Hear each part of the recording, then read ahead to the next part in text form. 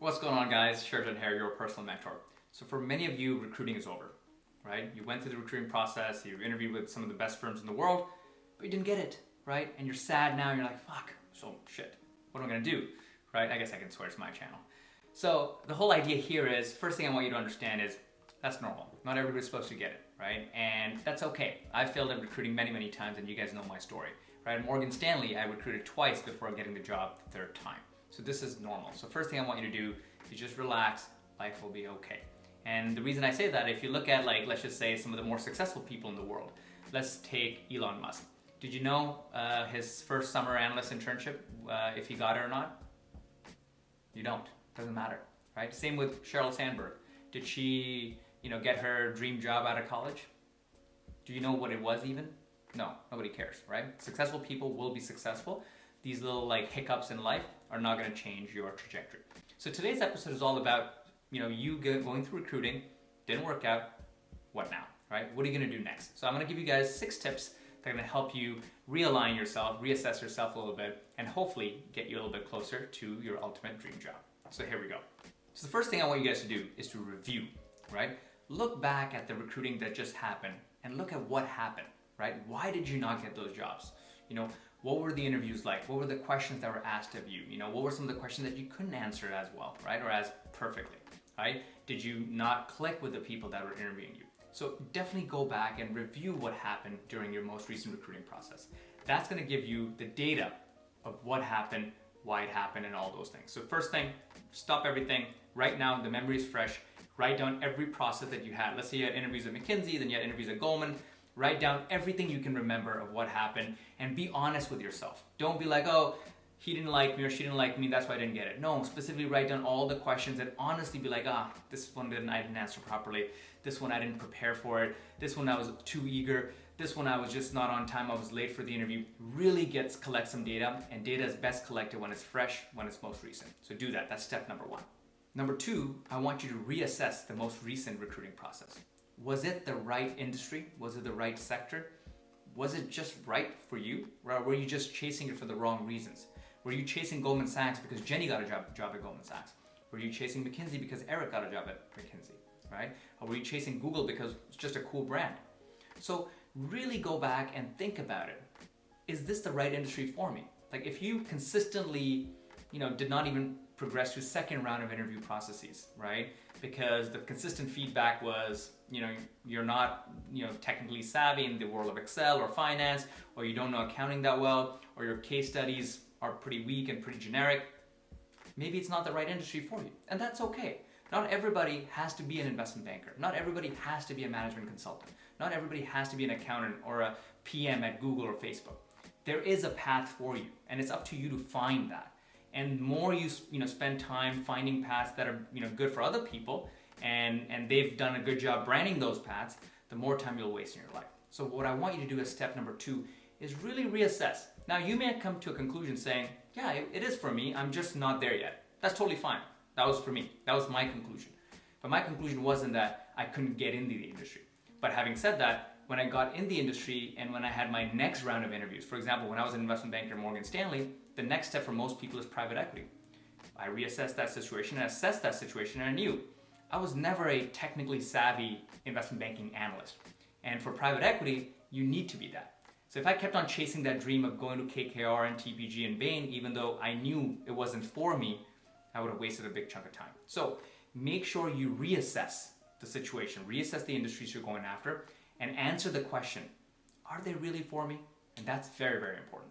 Next up, and this is super critical, guys, lose your ego. Everybody's got ego. It's natural to have ego. But at some point, we got to start losing it. We got to cut that fat out, right? So lose your ego. If you didn't get into Goldman Sachs and you didn't get into McKinsey or whatever, don't think that, hey, that's the only thing that I belong in, I deserve in, because I have a 4.0 GPA, I went to this amazing school, I have all these other friends who are there, why am I not in there? Lose that ego, right? That ego is gonna actually hurt you. So don't be like, hey, I only deserve bulge bracket. I only deserve the top, McKinsey, Bain, BCG. I only deserve the big 4. Anything else, not for me. That losing of the ego is super, super critical. And it's super, super important, because if you don't lose it, then you're very short-term greedy. You're like, hey, I want it now. I want the best thing today. right?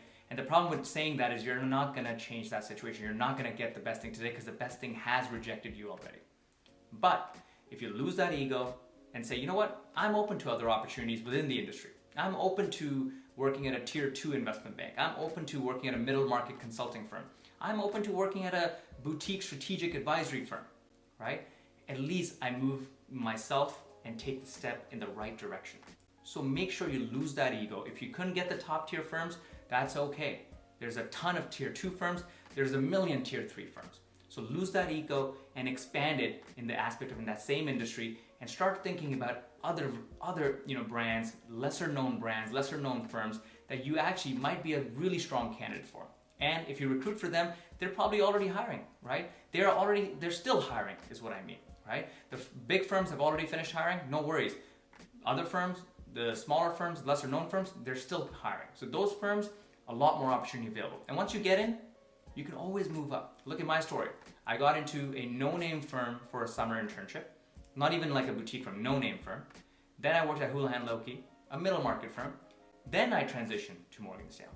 So for people like you and I, who weren't as lucky, let's just say, or didn't fit the bulge bracket need or the top tier need on day one, we have hope. But we need to lose that ego, still be grateful, but not be satisfied, but keep on pushing the ball forward. But we gotta leave the ego at the door. Next, you gotta expand. You gotta not stick within the same industry, right? If you want to go into consulting and you didn't get McKinsey's, Bain's, whatever, and tier 2 firms, that's fine, right? I told you you can apply to tier 3 firms and boutique firms, but you also need to expand your sector. You need to not just focus on McKinsey. Maybe add tech to the mix. Maybe add some startups to the mix. And the reason is not that hey, go apply for a job at Amazon or Facebook or Google because they're also another job looking for people. No, the reason is if you can get an interview at Google, let's just say, or Facebook, right? Those interviews actually help you get interviews that you really want. Like you may not want to work at Facebook, you may not want to work at Google, but getting an interview, getting a final round, and especially getting an offer at some of these other firms that you weren't even considering allows you to get other firms that you were interested in, like the McKinsey's of the world, Bain's of the world, BCG's, Goldman's of the world, to get more interested in you because it says, hey, this person is wanted on the street. So expand beyond the sector, beyond the vertical that you were so laser focused on. Because you were so laser focused, you tried your best, you didn't get lucky in the recruiting process. That's totally fine. But now expand, build a much wider net, spread a much wider net, start networking at a much wider pace, and interview at those places. Because the worst thing that you can do is not do that and be stuck without a job as you graduate. So expand it, go beyond the vertical that you initially were focused on.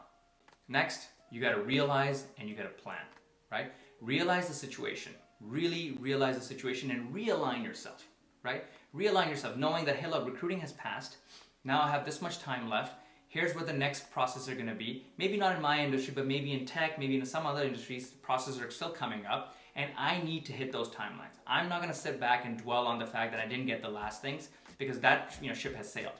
I need to focus on what I can do, right? Not what I could have done. No coulda, shoulda, woulda. Only the things that I can do right now today. So realign yourself, reassess yourself, and really realize here's what needs to happen. And when you figure that out, then you gotta plan it so that you don't miss any more deadlines.